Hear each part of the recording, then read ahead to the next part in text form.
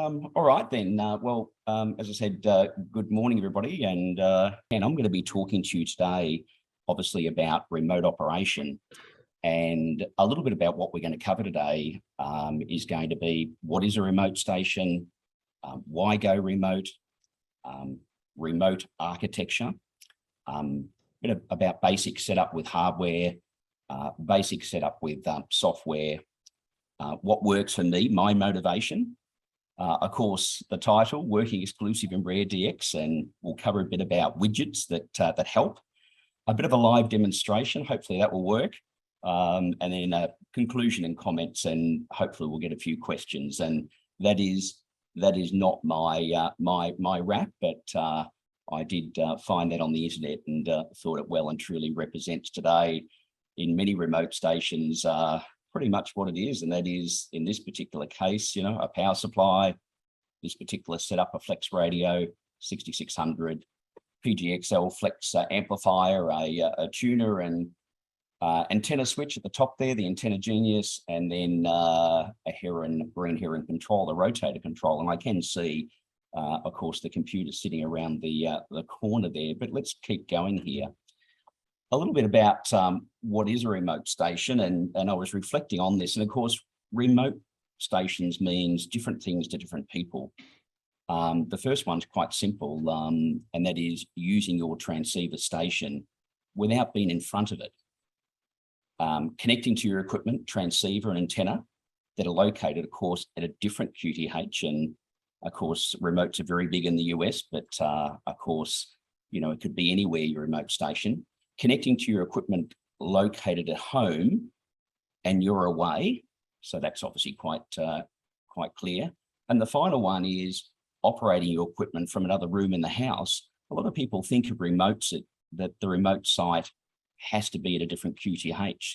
There's certainly plenty of application where, in my situation, I'm sitting in a external outbuilding or a bungalow, which is separate to the house.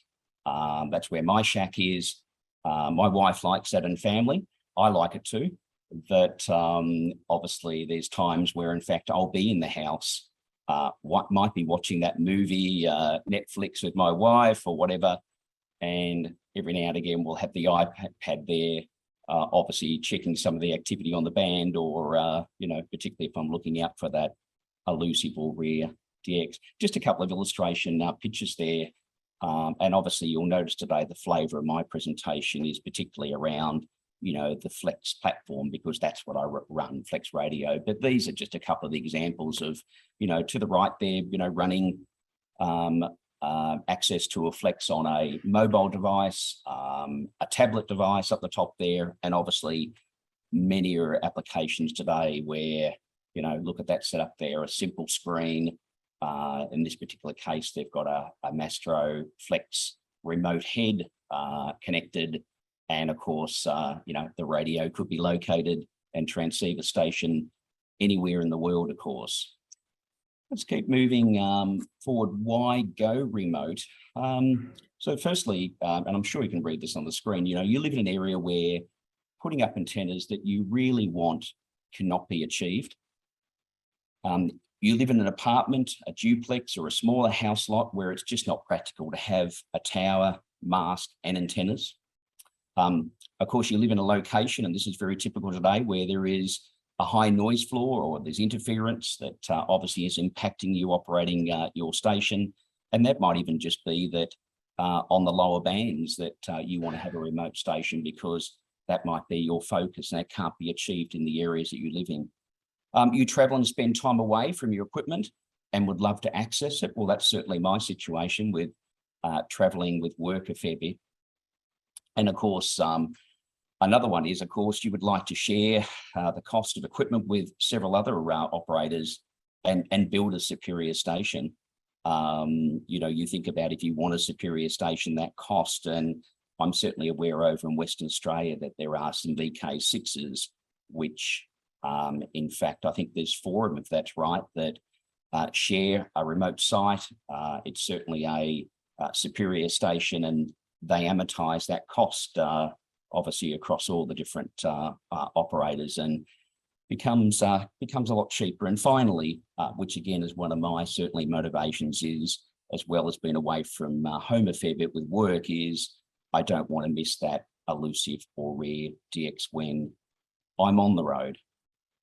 Moving right along, a little bit about remote architecture, and I apologise. I hope you can see these pictures okay, or illustrations, but there's of course many different types of remote architecture. I'm not going to go into absolutely everything, but just very quickly, the basic principle is equipment then can be connected to a computer and controlled via different means. And of course, the means, we mean things like via USB, by CAT, serial ports, LAN, IP-based rig control, different methods that we of course control the rig. One of the considerations, of course, is internet connection. And there's multiple. If you're running a remote QTH, obviously you'll need to have internet connection there. If you're at home, you'll need to have obviously internet connection, but obviously your portable devices, if you are using those on the road, obviously that's a consideration. And I do talk about internet connection a little bit later. Obviously, a computer, PC or Mac, if you're going to be operating via tablet, IP, Android, the different methods of how you operate. Some considerations around if you are running remote about power, if 240 volt is available, which obviously is what's preferred, but, there might be some considerations around solar.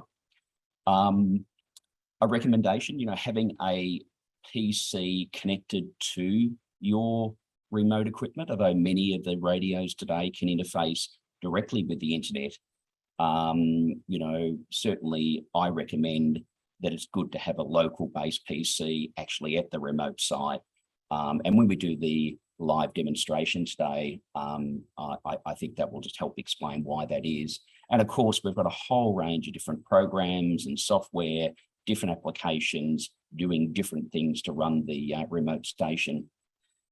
The illustration to the right-hand side, and this came from Mike at Flex Radio, and I really like it because it's just simple, but it's the Flex environment or the Flex architecture. But very quickly to the right, showing you, the different devices that obviously are connected externally. If you're coming in, like I said, by PC, via Mac, if it's, like I said, a Mastro head, if it's on mobile, lots of different options. And then of course, to the left-hand side, in this case, the Flex radio, but, that might be an ICOM, 7300 or a 7610 or some other device, an Alleycraft, which obviously is connected to the internet in some way. And in this particular application, you can see there is actually a radio controlled PC there, which sits there doing a whole range of different things through, WSJTX and, rotator control and different applications running obviously on that remote PC, which of course you access remotely via a VPN. And we'll talk about that a little bit later, or some method of connection. Moving along, just continue with remote architecture, a couple of illustrations there just of the ICOM environment. And I'm sorry just to focus on Flex and ICOM, but there was just some nice images on the internet. But obviously, a couple of different options there, of course, with a bit of software that ICOM have, which can be used to obviously remote connect your different devices. And one to the left there at the top is shown as being obviously through a PC or having a local PC connected to your radio. In this case, it's showing a 7300, but that will work with the 7610 and 9700 and other devices. But of course, to the right there, it's just illustrating that if there's not a local PC, that it's just connected directly to the internet via an IP network. And I won't go into the Flex, again, architecture for using SmartLink, but Flex do have a proprietary network called SmartLink, which is the way they access their radios, particularly through voice modes, phone modes, and other. Getting on a bit about basic setup with hardware. The radio, as I said, different radios are able to be connected. Flex Radio, ICOM, Yaesu, Elecraft, different SDRs. As I said, the list is fairly extensive today, as long as, of course, that they can be rig controlled or they can be controlled. A little bit about antennas. Obviously, automatic antennas make it easy, but obviously, one of the things when I say automatic antennas, multi-band antennas, et cetera, but obviously one of the things that you need to be able to do is, if you are running a hybrid type antenna, is to be able to obviously clearly operate that or switch that. And there's different ways you can do that. We'll talk about that as the presentation goes on. Amplifier, it needs to be able to be controlled via software. Lots of different ones do that. We'll talk about that a bit more later. And of course, really nice if the amplifier has some automatic antenna switching within the amplifier. That makes life easy. The power supply, obviously, the ability to be able to switch it on and switch it off, and you can do that via different Wi-Fi devices or LAN IP switches. I use both in my remote station.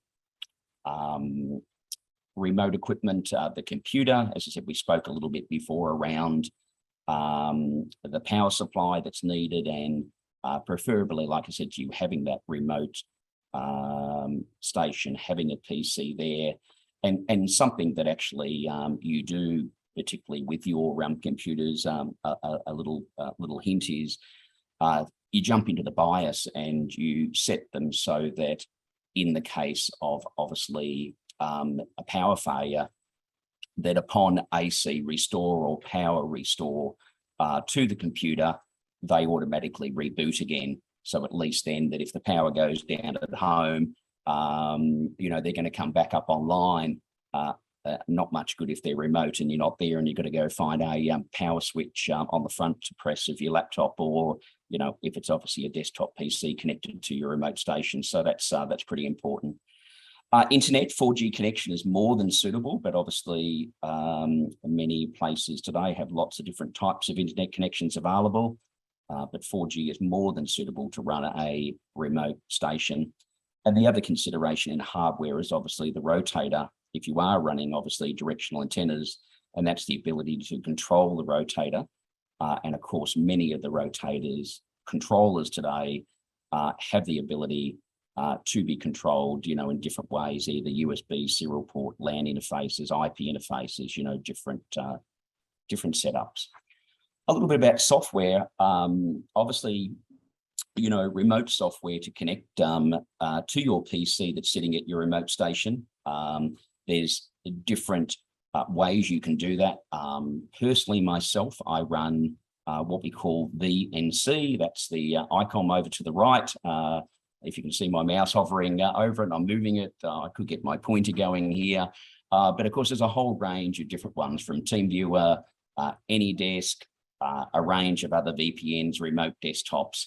So this is just the ability to connect to your PC located at your remote station, which will give you obviously then access to a range of different programs and software on the PC connected to the station. Rig control can also be achieved by some of the very well-known popular software that's available out there in the ham radio world. DX Lab Suite has Commander, which obviously is a way of controlling or rig controlling. Remote Rig, Ham Radio Deluxe, OmniRig, N1MM. There's a lot of them that all have the different controls in them. So, look around and obviously do some reading. I personally run the DX Lab Suite. It just works for me.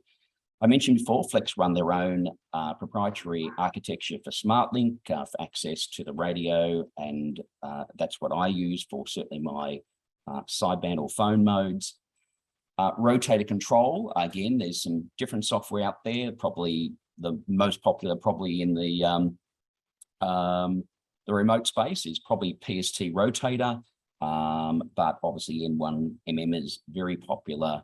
HRD again has rotator control built in, and of course the DX Lab Suite has DX View and within that, the ability to control rotator. And with amplifiers, again, lots of different amps today, of course, are controllable.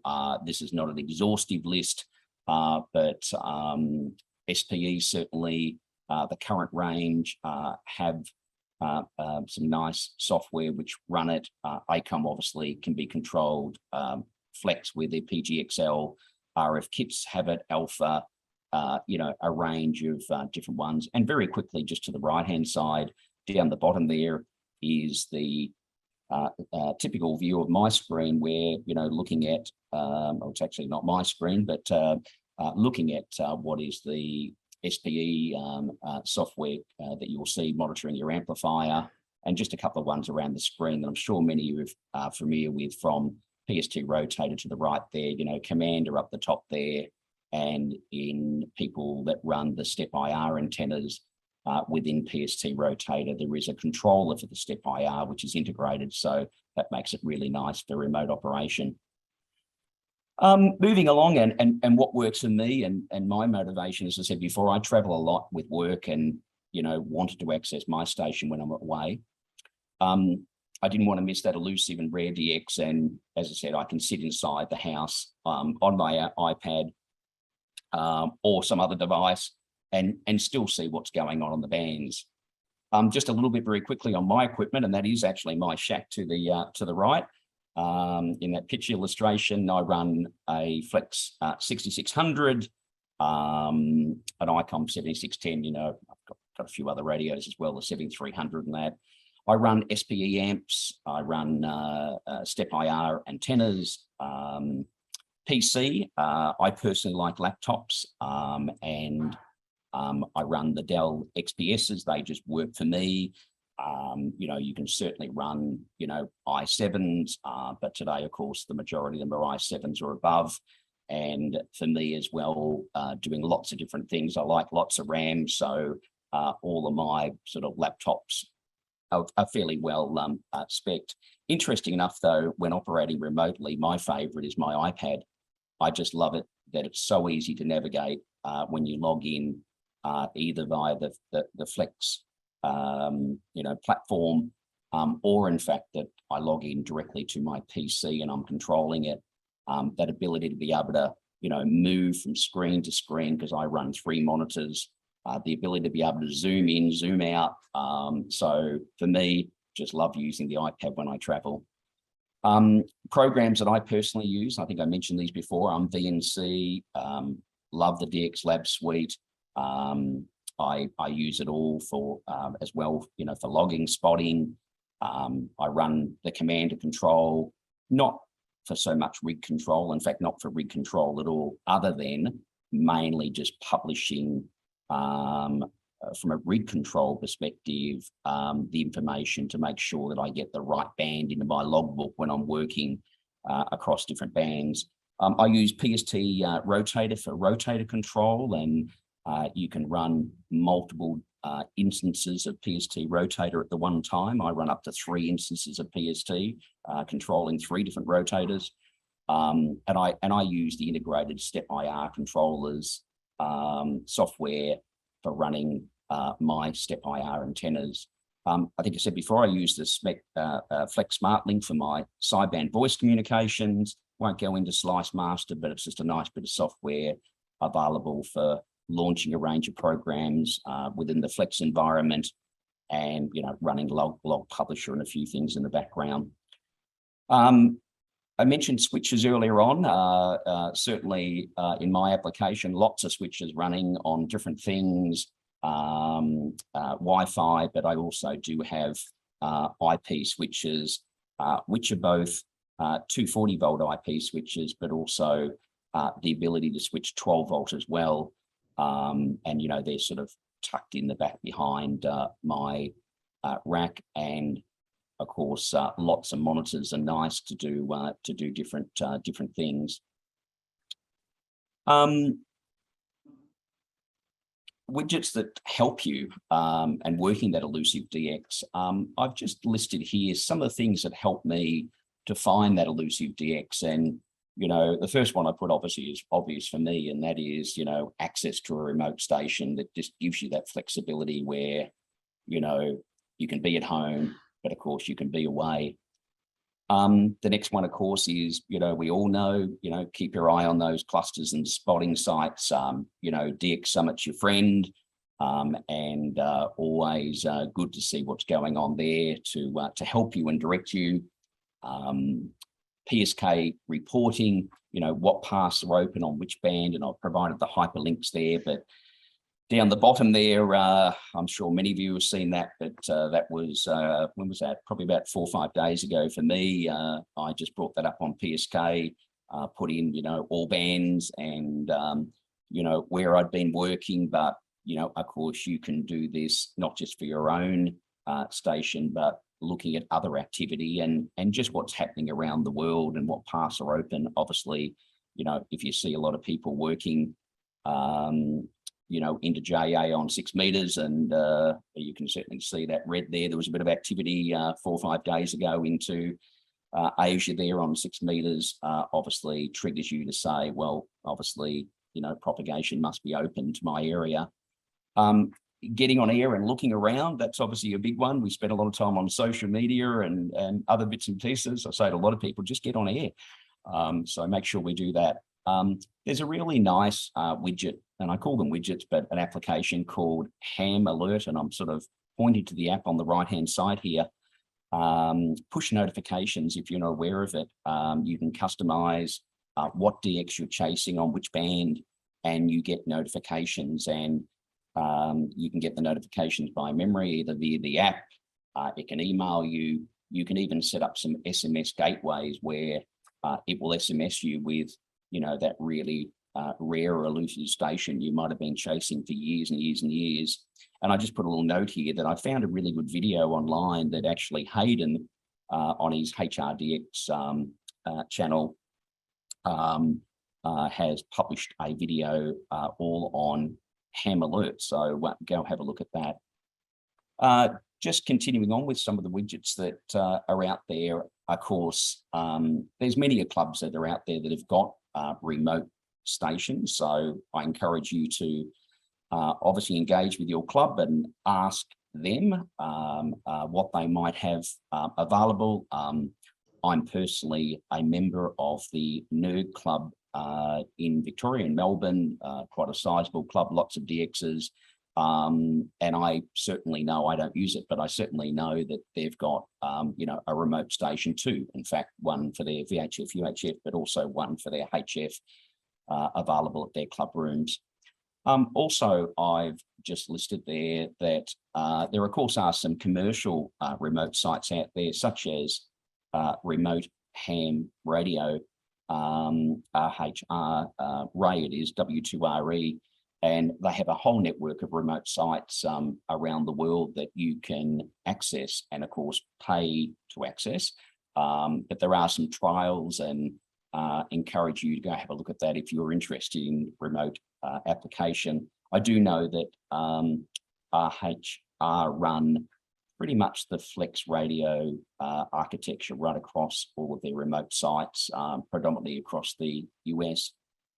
The next point is to have lots of DX buddies who share spots and let you know if there's something rare on. And I'm really, really lucky that I've got some really good friends, good mates that also share the common interests of DX. And there's a few of them sitting down there in Tasmania right now watching this. And, it's frequent that we're texting one another and, when there's something rare on, and just letting people know what's around. So good to have some buddies around you.